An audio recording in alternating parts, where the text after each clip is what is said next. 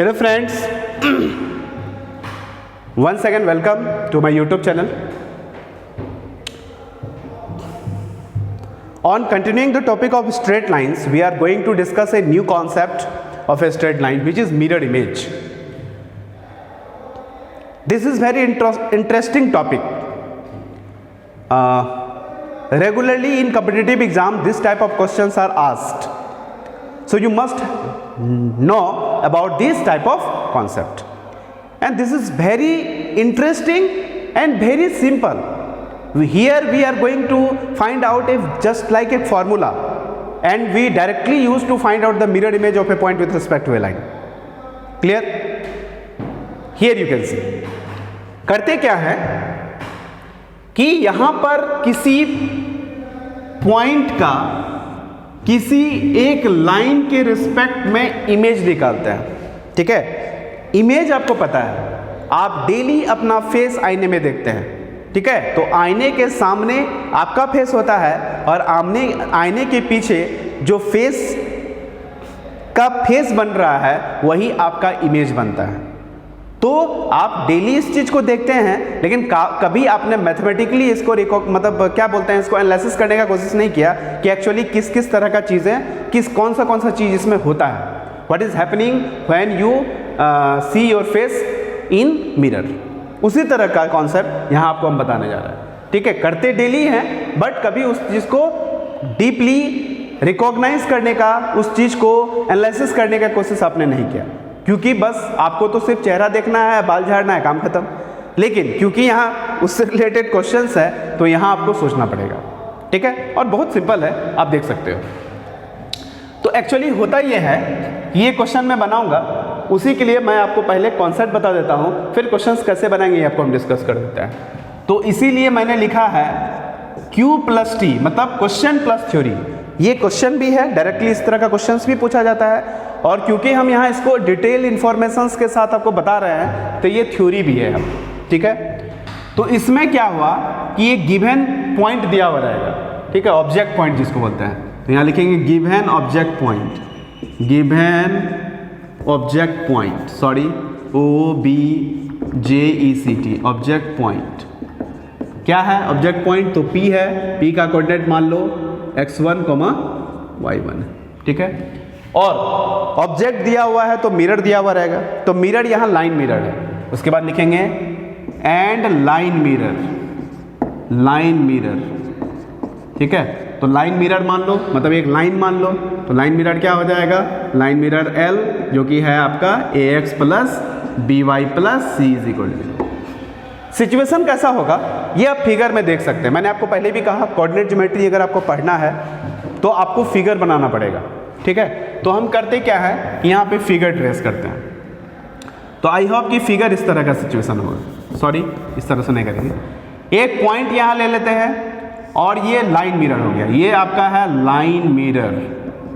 ठीक है, अब बताइए, अगर ये पॉइंट है P, इसका कोऑर्डिनेट x1, y1 है, तो इसको हम ऑब्जेक्ट पॉइंट बोले, ऑब्जेक्ट पॉइंट इसी को बोलते हैं हम लोग. ठीक है, तो होता यह है कि जितना मिरर का कुछ ना कुछ कॉन्सेप्ट होता है, जब आप प्लेन मिरर देखते हैं तो उसका कुछ ना कुछ कॉन्सेप्ट होता है. तो यहाँ दो कॉन्सेप्ट है, वो दोनों कॉन्सेप्ट मैं आपको लिखने जा रहा हूँ. पहला कॉन्सेप्ट है कि मिरर से जितना डिस्टेंस पर ऑब्जेक्ट होगा, जितना डिस्टेंस आगे ऑब्जेक्ट होगा, उतना ही डिस्टेंस पीछे उसका इमेज होगा. This is the first concept. Clear? कहने का मतलब मिरर से जितना डिस्टेंस आगे ऑब्जेक्ट, उतना ही डिस्टेंस पीछे उसका इमेज बनता है. कहने का मतलब ये देखो, अगर यहाँ से यहाँ तक का डिस्टेंस जो भी हो, तो जितना डिस्टेंस आगे ऑब्जेक्ट, उतना ही डिस्टेंस पीछे जो है आपका क्या बनेगा? इमेज बनेगा. तो P का जो इमेज है उसको हम लोग इंडिकेट करते हैं किससे? P डैश से हमेशा. और ये मान लेते हैं कि ये x, y है, ये हमने माना, तो बगल में लिख दो उससे. ठीक है, तो जितना डिस्टेंस, और सपोज दैट मान लो ये Q है, तो Q P का जो डिस्टेंस होगा वही Q P डैश का भी हो जाएगा. This is the first concept. ठीक है, तो यहाँ पे हम क्या करेंगे? कॉन्सेप्ट लिखने जा रहे हैं. ये कॉन्सेप्ट बहुत इंपॉर्टेंट है, इसको आप दिमाग में रखिएगा. पहला कॉन्सेप्ट क्या है? ठीक है, the object distance and the image distance from the line mirror is same. यहाँ लिख सकते हैं object distance is equal to image distance कहाँ से? तो फ्रॉम लाइन मिरर याद रहेगा। लाइन मिरर से ऑब्जेक्ट की दूरी और इमेज की दूरी सेम होती है। कहने का मतलब ये हम लिख सकते हैं कि पी क्यू बराबर क्यू पी डैश हो जाएगा। ये भी हम कह सकते हैं कि Q is the middle point of P and P dash. ये भी लिख सकते हैं that is Q is the middle point of P and P dash. ये मेरा पहला कॉन्सेप्ट, ठीक है।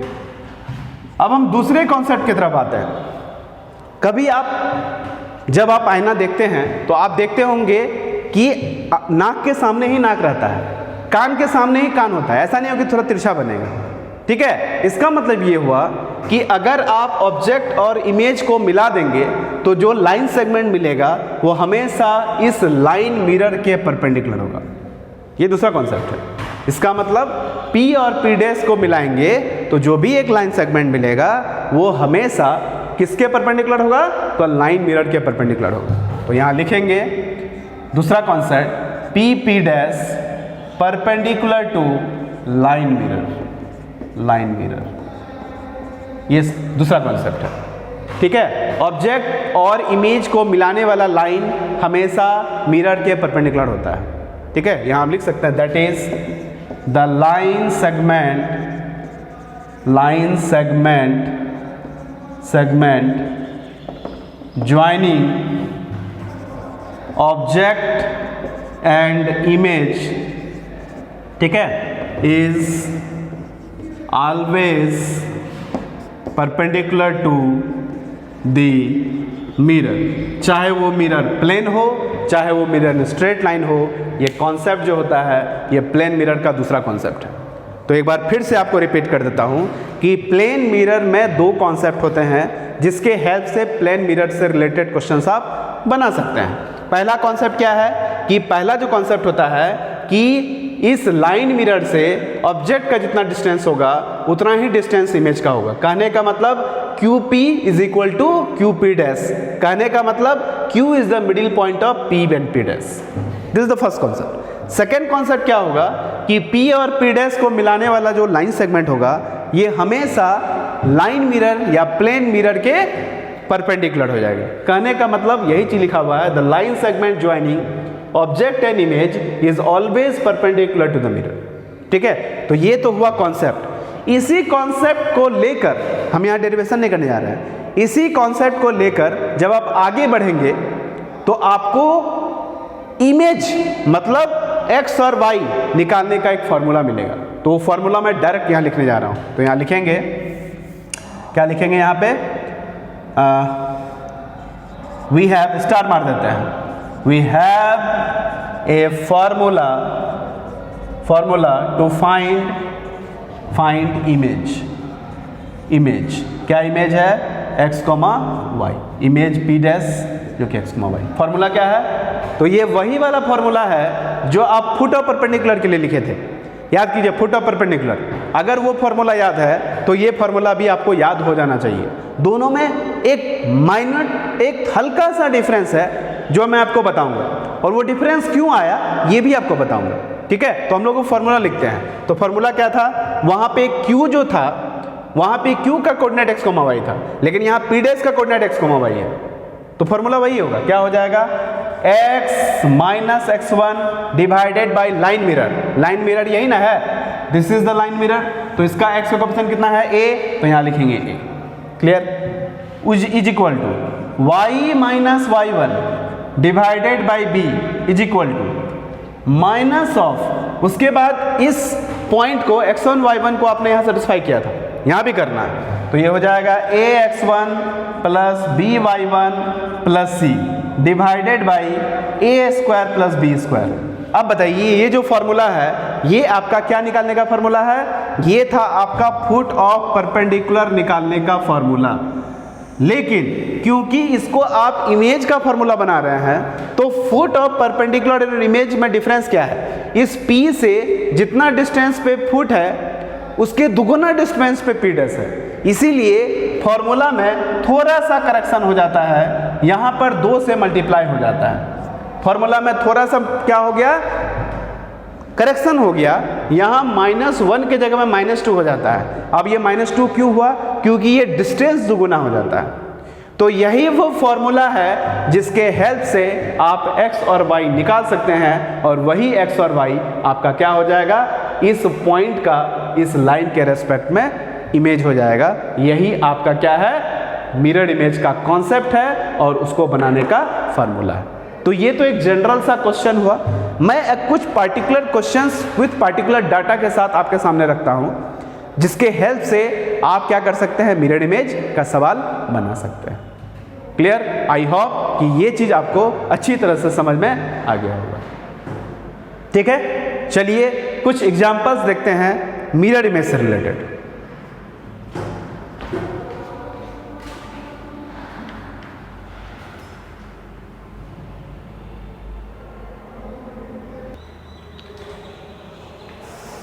Hello friends, after discussion of theory we must solve the related questions. ठीक है, नहीं तो फिर कोई फायदा नहीं होता है।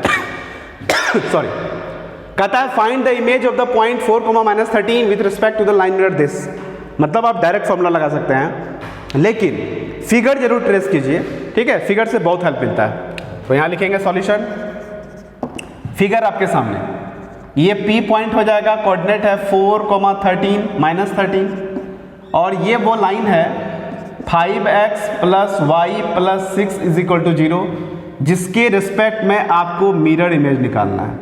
ठीक है, तो यहाँ परपेंडिकुलर होगा और जस्ट उतना ही पीछे आपको क्या मिल जाएगा, P डैश मिल जाएगा, जो कि x, y है। यही है इमेज आपका, इसी को हम लोग मान लिए x, y, और ये क्या है आपका इमेज, ये क्या है आपका तो ऑब्जेक्ट, और ये क्या है आपका तो मिरर। ठीक है, ये हम लिख लिए, ये ऑब्जेक्ट पॉइंट हो गया, ये इमेज पॉइंट हो गया, और ये मिरर हो गया। अब यहां लिखेंगे डायरेक्ट वी हैव। ठीक है, ये मिरर है आपका।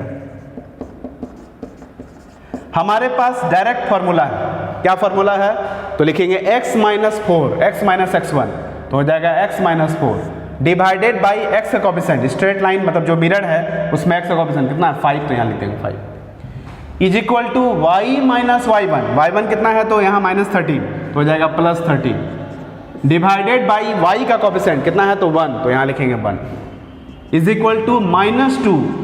इसके बाद क्या करते हैं, इस पॉइंट को यहाँ सेटिस्फाई करते हैं, तो हो जाएगा 20 -13 अब +6 और डिवाइडेड बाई a² + b², तो 5 का स्क्वायर 25 और +1 का स्क्वायर 1। ये आपका फॉर्मूला हो गया, इसको आप अरेंज कर लो, तो यहाँ हो जाएगा x - 4/5 is equal to y + 13/1। ये आप मल्टी देखिए यहाँ पे 26 में से 13 घटा तो 13, तो हो जाएगा माइनस और 13 × -26 और नीचे में +26 कट गया आपका, तो -1 हो गया। एक बार और लिख लीजिए, तो ये हो जाएगा x - 4/5 is equal to y + 13/1 is equal to -1। तो यहाँ से आप x और y निकाल सकते हैं, तो देयरफॉर x जो होगा वो कितना होगा -5 + 4, तो हो जाएगा -1, और y जो होगा वो हो गया -1 - 13, तो हो जाएगा -14। तो अल्टीमेटली इमेज पॉइंट कितना हो जाएगा, इमेज पॉइंट तो -1, -14, यही आपका क्या है फाइनल आंसर है। तो आप देख सकते हैं कि अगर आपको फॉर्मूला पता है तो आप कितने आसानी से इस तरह के क्वेश्चंस का आंसर दे सकते हैं। ठीक है, चाहे वो क्वेश्चन किसी बोर्ड एग्जाम में पूछे या फिर कॉम्पिटिटिव एग्जाम में पूछे। ठीक है, तो आप इस तरह से इसका आंसर दे सकते हैं। आपको बता दें IIT मेंस में या EEE में बहुत बार ये क्वेश्चंस जो है मतलब इस तरह के क्वेश्चंस पूछे जा चुके हैं और फ्यूचर में भी पूछे जाते हैं। क्लियर?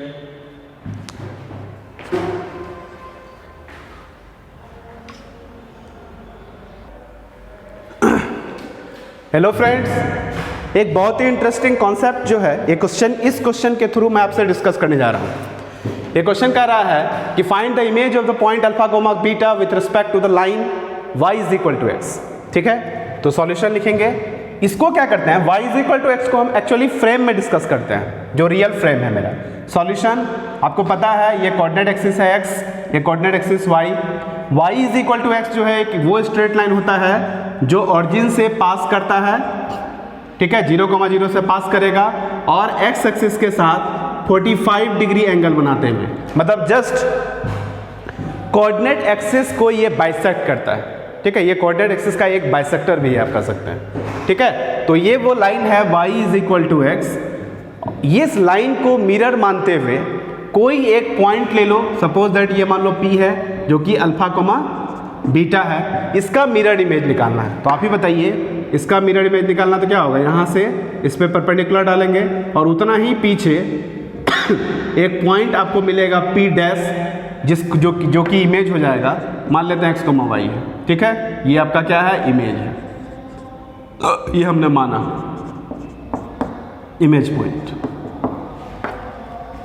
तो हम लोग को पता है कॉन्सेप्ट, तो हम क्या करेंगे, इसको थोड़ा सजा देते हैं। इसको हम लिख सकते हैं that is x minus y plus constant term c की जगह में 0 इज इक्वल टू 0, क्योंकि जो स्ट्रेट लाइन जो मिरर लेते हैं वो होता है ax plus B Y plus C के फॉर्म में, तभी जाके आप फॉर्मूला लगा सकते हैं।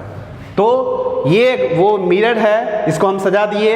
अल्फा बीटा कोई ऑब्जेक्ट पॉइंट है जिसका मिरर इमेज जो होगा x, y होगा। अब हमको देखना है कि x, y का वैल्यू क्या आ रहा है। ठीक है, इस बार मिरर कौन है, y is equal to x line है।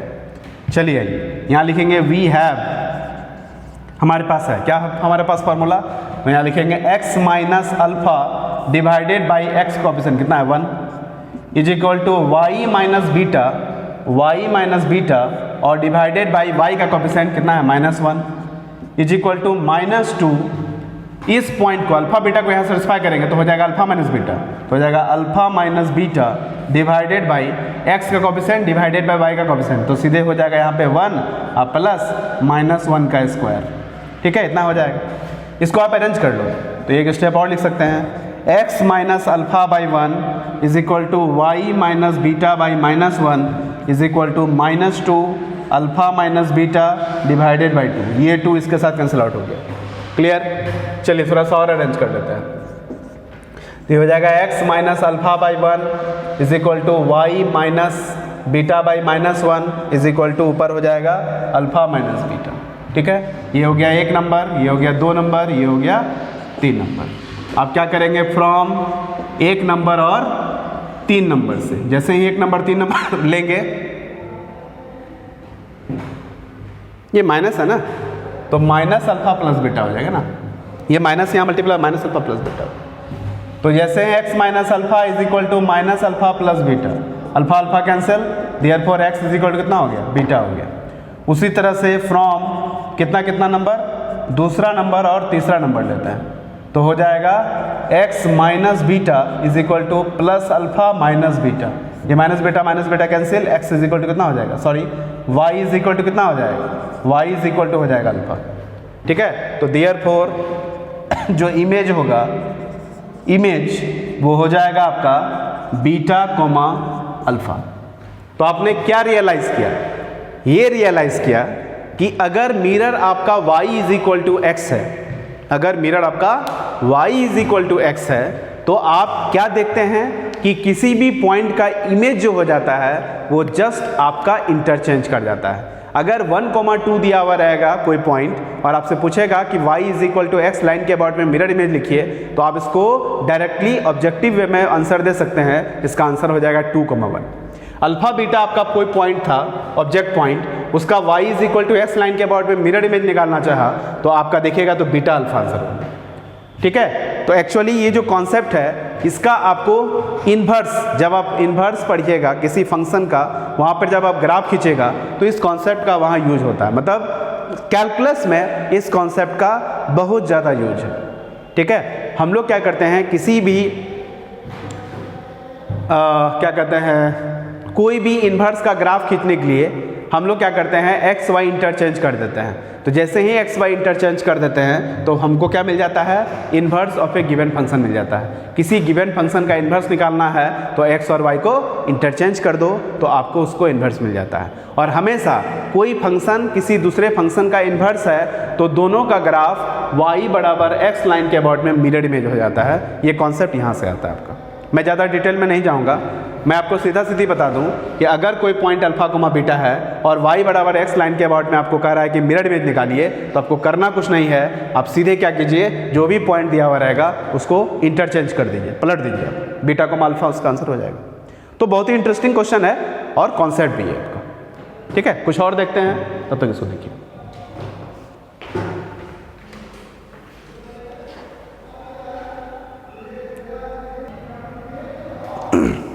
हेलो फ्रेंड्स, इमेज जिसको आप बोलते हैं उसको हम रिफ्लेक्शन भी बोलते हैं।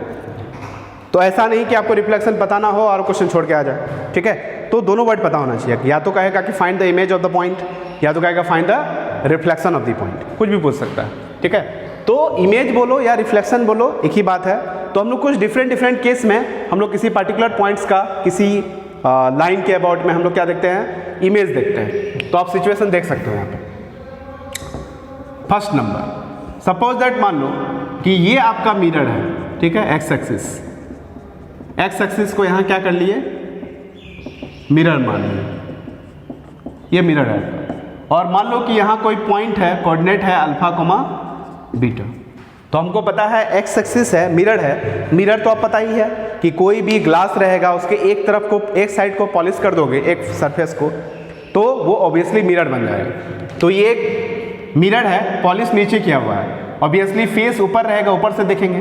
तो इस P पॉइंट का जो रिफ्लेक्शन होगा वो P डैश हो जाएगा। और वो P डैश कहाँ होगा आपका, कौन सा क्वाड्रेंट में चल जाएगा। तो अगर फर्स्ट क्वाड्रेंट में पॉइंट है, एक्स एक्सिस यहाँ पे मिरर इमेज है, तो ऑब्वियसली फोर्थ में जाएगा। तो जैसे ही फोर्थ में जाएगा तो चेंज क्या करेगा, तो जितना ऊपर था उतना नीचे। तो एक्स कोऑर्डिनेट में तो चेंज नहीं हुआ, तो एक्स अल्फा रहेगा, लेकिन ये जो बीटा है ये जितना ऊपर, मतलब वाई जितना पॉजिटिव था उतना निगेटिव हो जाएगा, तो ये माइनस बीटा हो जाएगा। ठीक है, तो ये कुछ पार्टिकुलर केसेस हैं जो कि मैं आपको दिखा रहा हूँ। चलिए दूसरा केस आइए। सपोज दैट मान लो कि ये वाई एक्सिस को मिरर बना लिया जाए। ये वाई एक्सिस आपका मिरर है। ठीक है, और यहाँ कोई पॉइंट है P, कोऑर्डिनेट है अल्फा कोमा बीटा, और इसका आपको इमेज निकालना है। ऑब्वियसली पॉलिश इधर क्या हुआ है, तो आप इस साइड से देखोगे, तो जैसे ही इस साइड से देखोगे तो यहाँ P डैश मिलेगा जो कि इमेज होगा। तो आप देख रहे हैं कि अगर फर्स्ट कोऑर्डिनेट, फर्स्ट क्वाड्रेंट में ऑब्जेक्ट है तो इमेज आपका सेकेंड क्वाड्रेंट में चल जाएगा। तो सेकेंड क्वाड्रेंट में गया, मतलब जितना x पॉजिटिव उतना x नेगेटिव। कहने का मतलब इस P पॉइंट का कोऑर्डिनेट हो जाएगा माइनस अल्फा, लेकिन y के कोऑर्डिनेट में कोई चेंज नहीं हुआ, y आपका जैसा वैसा ही रहेगा, मतलब y कोऑर्डिनेट आपका बीटा ही रहेगा। क्लियर, ये दूसरा फिगर हुआ। तीसरा फिगर देखिए। सपोज दैट मान लो कि यहां आपका पॉलिश किया हुआ है, मतलब एक्स एक्सिस ही आपका मिरर है। ठीक है, और पॉइंट जो है इस बार x alpha comma beta, alpha comma beta. ठीक है, ये आपका कहाँ है, ये आपका सेकेंड क्वाड्रेंट में है। तो आप ही बताइए इमेज कहाँ बनेगा, तो जस्ट नीचे बनेगा यहाँ पे P डैश। और ये आपका क्या होगा, फिर सेम बात, x में कोई चेंजिंग नहीं होगा। तो x अगर अल्फा है तो अल्फा ही रहेगा, और y जो हो जाएगा ये माइनस बीटा हो जाएगा। तो इस तरह से आप बहुत सारे ऐसे केस हैं जिसको आप डील कर सकते हो। आप सपोज दैट मान लो कि जैसे देखिए, जब एक प्लेन मिरर हो सकता है तो लाइन मिरर हो सकता है, जब एक लाइन मिरर हो सकता है तो एक पॉइंट भी मिरर हो सकता है।